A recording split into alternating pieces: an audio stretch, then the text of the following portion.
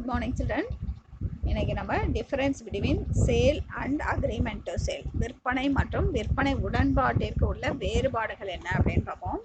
Ownership transparence, இதில் வந்து sale அப்படின்னு பார்க்குறப்ப உரிமை மாற்றம், விற்பனையில் என்ன உரிமை மாற்றம், விற்பனை உடன்படிக்கையில் என்ன அப்படின்னு பார்த்தோன்னா the property in the ownership or title in the goods passes from the seller to the buyer immediately so that the seller is no more owner. உடனடியாக விற்பனையில் வந்து பொருளின் உரிமை உடனடியாக மாறுகிறது. அப்போ விற்பனையாளர்கள் வந்து உரிமை மாற்றியவுடன் ஓனர் என்ற தகுதியிலிருந்து அந்த உரிமையாளர் அப்படிங்கிற தகுதியை வந்து இழந்துடுறாங்க.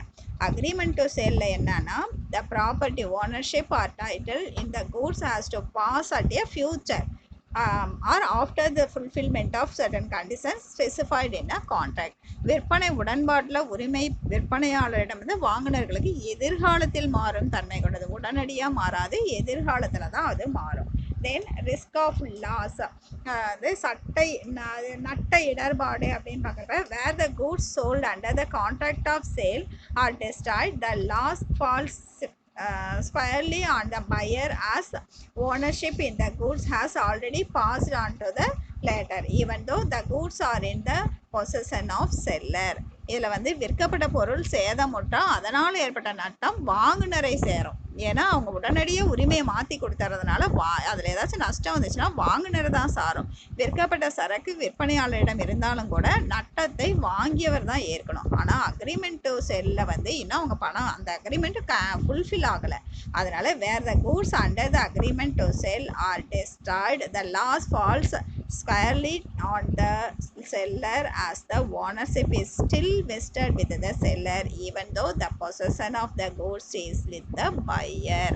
அவர் இன்னும் அக்ரிமெண்ட் வந்து ஃபுல்ஃபில் ஆகாததுனால விற்பனையாளர் தான் அந்த நட்டத்தை ஏற்கணும் அக்ரிமெண்ட் டு செல்ல. ஓகேயா?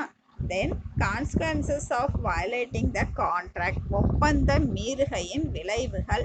Where the buyer fails to pay the price, the seller cannot seize the goods.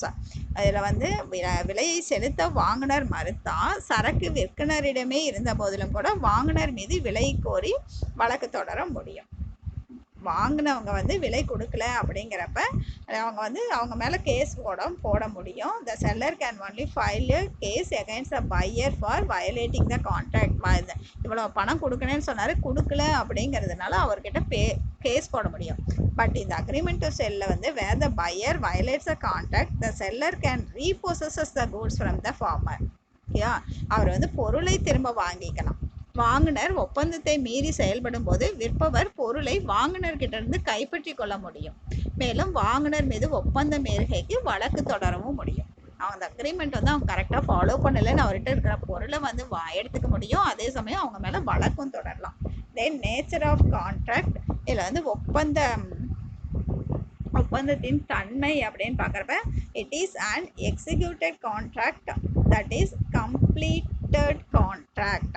இது வந்து விற்பனை ஒப்பந்தம் நிறைவேறிய ஒப்பந்தம், உடனே அது மாறுறதுனால நிறைவேறியது. எனவே சரக்குரிமை உடனடியாக மாற்றப்படுகிறது.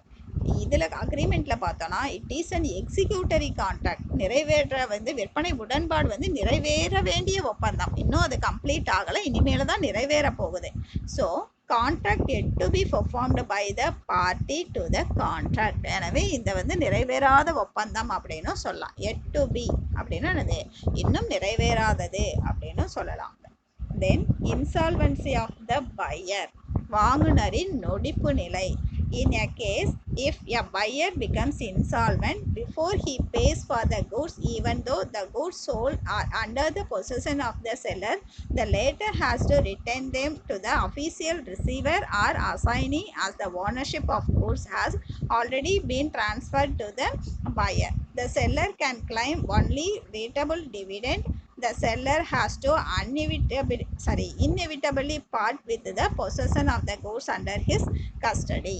விற்பனை ஒப்பந்தத்தில் வாங்குனர் விலையை செலுத்தும் முன்னரே நொடிப்பு நிலையை அடைஞ்சிட்டாரு, இன்சால்வன்சி, லாஸ் ஆயிடுச்சு அவருக்கு அப்படின்னா விற்பனை செய்த சரக்கு விற்றவரின் கைவசம் இருந்தாலும் விற்கிறவங்க வந்து அந்த சரக்கினை அந்த கலைப்பு அதிகாரிகளிடம் ஒப்படைக்கணும். சரியா, இவ்வளோ பொருள் அவர் வாங்கியிருக்காரு எங்கிட்ட இருந்து, அதனால் அப்படின்னு சொல்லி அந்த பொருளை அந்த அதிகாரிகிட்ட ஒப்படைச்சிடணும். அந்த விலைக்கான விகிதப்படி தொகையை மட்டுமே பெற விற்பனையாளருக்கு உரிமை உண்டு. இப்போல்லாம் சம்பளம் கூட பார்ப்போம்ல, அவர் வந்து இன்சால்வன்சி ஆகிட்டதுனால, இன்சால்வெண்ட்டாக இருக்கிறதுனால அவர் வந்து ₹1 80 பைசா தான் அவரால் கட்ட முடியும் அப்படின்னு சொல்லுவோம்ல, அந்த மாதிரி அந்த அதிகாரிகள் என்ன விலை நிர்ணயம் செய்கிறாங்களோ அந்த விலையை அவர் வாங்கிக்க முடியும். இந்த அக்ரிமெண்ட்டில் பார்த்தோம்னா, if the buyer becomes insolvent before the payment of the price, விற்பனை உடன்பாட்டில் அந்த அந்த விற்குனர் வந்து வாங்குனர் கைவசம் உள்ள சொத்தினை கலைப்பு அதிகாரிக்கு ஒப்படைக்க வேண்டியது இல்லை. ஏன்னா நொடிப்பு நிலை அடைஞ்சிட்டாரு அப்படின்னு தெரிஞ்சால் அவங்க இன்னும் அக்ரிமெண்ட்டே ஃபுல்ஃபில் ஆகலை இல்லை, அதனால் அதிகாரிகிட்ட கொடுக்கணுங்கிறதுல இவர் கூட்ஸ் வந்து இவரே ரீடைன் பண்ணிக்கலாம். They are under his possession or even he can repossesses the goods even if the possession of goods is transferred to the buyer. பையருக்கு அவங்க அனுப்பியிருந்தா கூட அவங்க என்ன பண்ணிக்கலாம்னா அது மறுபடியும் இவங்களே விற்பனையாளரே வாங்கிக்க முடியும். In other words, the seller is not bound to lose possession of the goods. அந்த உரிமை வந்து இன்னும் வாங்குனருக்கு மாற்றப்பட இல்லாததுனால அந்த உரிமை வந்து விற்பனைவர்கிட்டயே இருக்கும். Okay, then insolvency of the seller, விற்பவர் நொடிப்பு நிலை அடைஞ்சிட்டாங்க அப்படின்னா, if the seller becomes insolvent before delivering the goods, பொருளை டெலிவர் பண்ணுறதுக்கு முன்னாடி செல்லர் வந்து இன்சால்வெண்ட் ஆயிட்டாரு அப்படின்னா, the buyer can claim the delivery of goods from the official receiver or assignee as the ownership is already passed on to the buyer. இந்த சரக்கு விற்பவர் அது மாதிரி நொடிப்பு நிலை அடைஞ்சிட்டாரு அப்படின்னா, வாங்குபவர்கள் கலைப்பு அதிகாரியிடம் வந்து நான் வந்து இவ்வளோ பணம் அவருக்கு கொடுத்துருக்கேன், அதை எனக்கு வாங்கி கொடுங்க அப்படின்னு சொல்கிறதுக்கு உரிமை இருக்குது. காரணம் அந்த சொத்தின் மீதான உரிமை வந்து வாங்குனர்களுக்கு முன்னரே மாற்றப்பட்டு விட்டது, அதனால் விற்றவருக்கு அந்த பொறுப்பு அந்த சொத்து மேலே எந்த சொந்தமும் கிடையாது.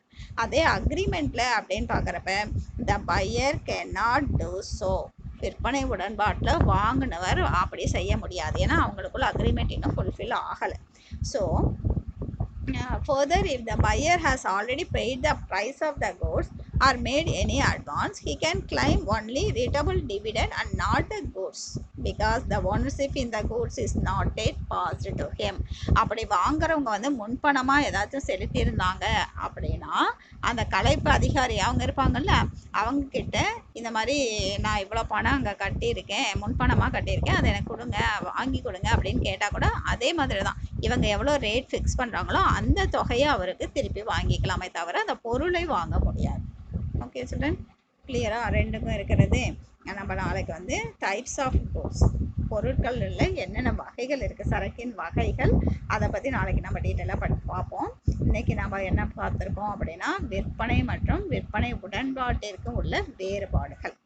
ஓகே, ரெண்டுக்கும் இருக்கக்கூடிய டிஃபரன்ஸ் தான் நம்ம பார்த்துருக்கோம். ஓகே சில்ட்ரன், கிளியராக இதை ஒரு தடவை நல்லா படிச்சு வைங்க.